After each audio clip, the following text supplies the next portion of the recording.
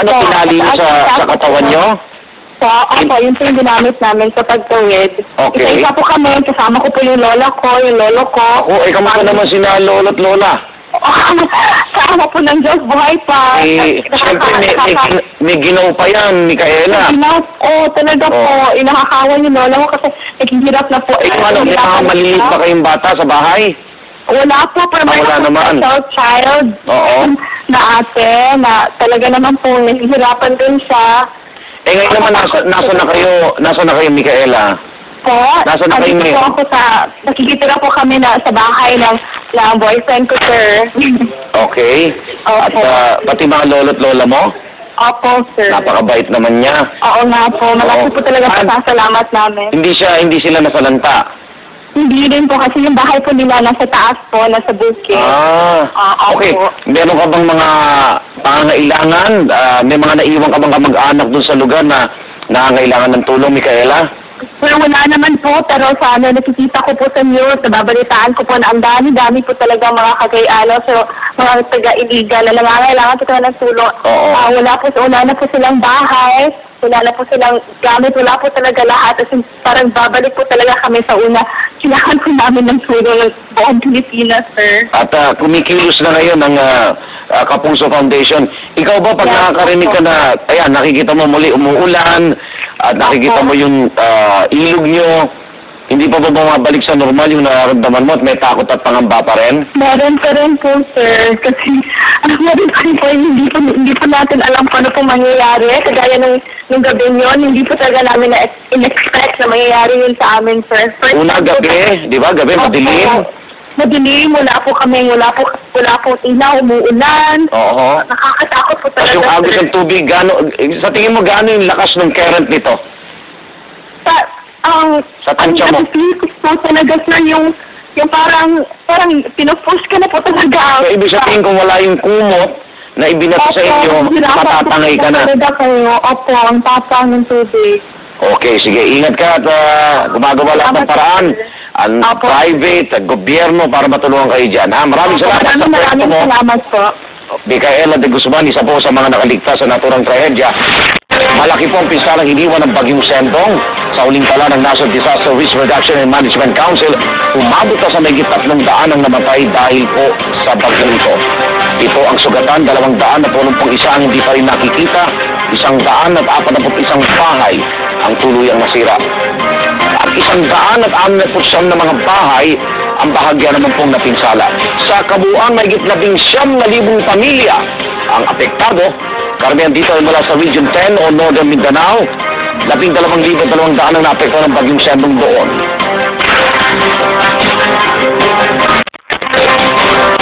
Samantala, naramdaman din sa ilang lugar sa katimugang Cebu ang pananalasa ng Bagyong Sendong.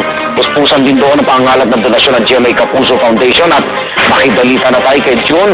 Dalihan nyo ng GMA Cebu. June, ano balita? Nag-iwan ng malawak na pinsala ang Bagyong Sendong dito sa ilang bayan ng katimugang Cebu.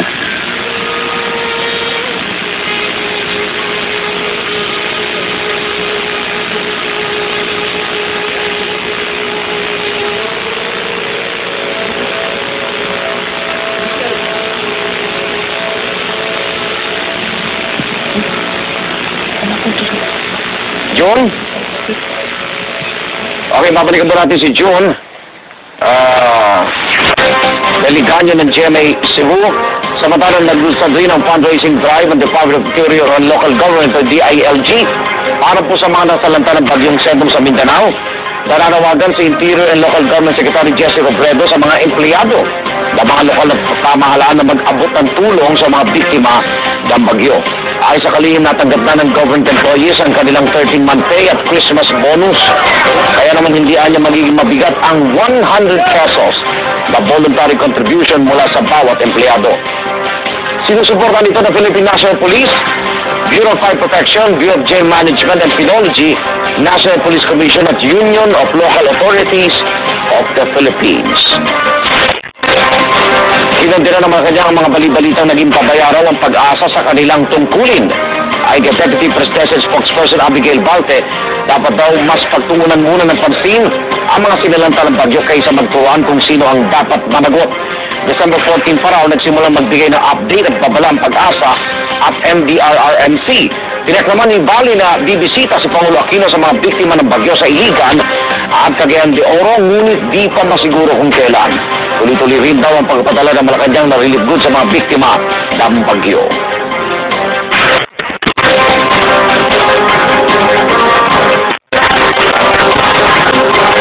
Problema po ngayon na maraming residenteng biktima ng bagyo sa Cagayan de Oro City ang kakulungan sa supply ng malinis na inuming tubig. Marami din sa kanila walang naisalbang malinis at tuyong damit. Makibalita tayo kay Jackie Cabatuan ng GMA Cagayan de Oro. Wala nang malinis na tubig na maiinom ang pangunahing problema ngayon ng mga taga Cagayan de Oro na nasalanta ng bagyong Sendong. Nasira kasi ng flash flood ang ilang bahagi ng supply pumps ng Cagayan de Oro Water District. Kaya naman pila-pila ang mga tao sa paghihintay ng rasyon ng tubig. Ang mga may pambili dagsa naman sa water refilling station. Buhay naman ang pagtutulungan sa ilang lugar. Ang isang may-ari ng car wash, libre nagpapaigib ng tubig sa kanyang mga kapitbahay. Kailan man wala na yung mga tubig sa kauna-una lang kayo natay equal nga libre man eh. May problema ng tubig, mataas na anytime, mataas na sunod. Walang na, kung nanay tubig, nilang kamot ang tubig. Marami yung mga residente ang walang naisalbang gamit at mga damit. Kaya naman sa isang tindahan ng ukay-ukay sila namili ng isusuot. Sa dami naman ang nawala ng tirahan, halos mapuno na ng mga nagrerenta ang mga dormitoryo. Jackie Cabatuan, Nagbabalita at Pilipinas. Okay, balikan natin si June Daliganyo ng GMA Cebu. June, anong balita? Iga nag-iwan ng malawak na pinsala ang bagyong Sindong sa ilang bayan ng Katimugang Cebu. Sa barangay Balisong, Argao, Cebu, nakaranas ng malakas na pagulan at hangin ang mga residente. Sa kalahati hektaryang taniman ni mga Edgar Vivas, nagtumbahan ng ilang puno ng langka, saging at mga kahit na mais. Laking paghinayang ni mga Edgar, daligit na sa daupong sako ang maanin niya, kundi ito nasira. Nagbisulang parking lot naman ng mga truck ang patalan sa barangay Talot, matapos makansila ang biyahe ng mga robots na patungo sa ng Bohol. Ang mga stranded na pasahero sa waiting area ng patalan nagsiksikan. Ang marami sa kanila, noong Huwebes pa naghintay ng masasakyang barko. Binuksan kanina ang drop-off center ng Jamie Caposa Foundation sa Cebu City Hall para sa mga nais magbigay ng donasyon para sa mga nasalanta ng bagyong Sindong sa Cagayan de Oro. Sa mga taga Cebu na nais magbigay ng donasyon, maaari po kayong magbigay ng damit, bigas, tubig at mga dilatang pagkain. Maaari rin po kayong magbigay ng cash donations.